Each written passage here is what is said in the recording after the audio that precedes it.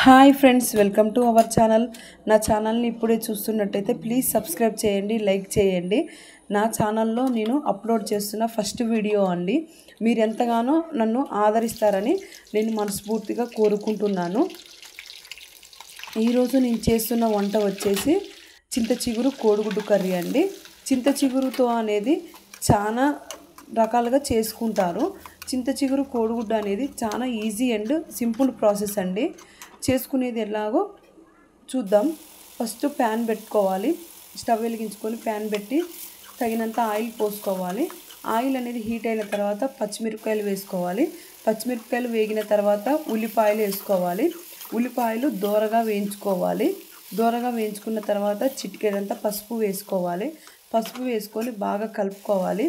అది బాగా కలుపుకున్న తర్వాత 4 రెబ్బల కరివేపాకు వేసుకోవాలి. కరివేపాకు వేసుకొని బాగా కలుపుకోవాలి. కరివేపాకు వేసుకొని కలుపుకున్న తర్వాత 10 నిమిషాల తర్వాత కోడిగుడ్లు అనేది వేసుకోవాలి. నా దగ్గర 100 గ్రాముల చింత చిగురు ఉందండి.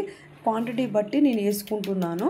100 గ్రాముల చింత చిగురుకి నేను 5 ఎగ్స్ వేసుకుంటున్నాను. మీ ఇష్టము. నేనైతే 5 ఎగ్స్ అయితే వేసుకుంటున్నాను. ఎగ్స్ అనేది వేసుకున్న తర్వాత సిమ్లో మూత పెట్టి 10 నిమిషాలు ఉంచాలి. 10 నిమిషాల తర్వాత కోడిగుడ్లు అనేది ఇలా వేసుకోవాలి. వేసుకొని కలుపుకోవాలి. కలుపుకొని అలా సింపుల్గా 10 నిమిషాలు అలా ఉంచుకోవాలండి. అలా ఉంచుకున్న తర్వాత మళ్ళీ 10 నిమిషాల తర్వాత చూసుకొని తగినంత కారం వేసుకోవాలి. కారం వేసుకొని బాగా కలుపుకోవాలి. బాగా కలుపుకున్న తర్వాత చింత చిగురు అనేది మనం వేసుకోవాలి. చింత చిగురు వేసుకొని బాగా కలుపుకోవాలి. చింత చిగురు మొత్తం బాగా కలిసిపోవాలి.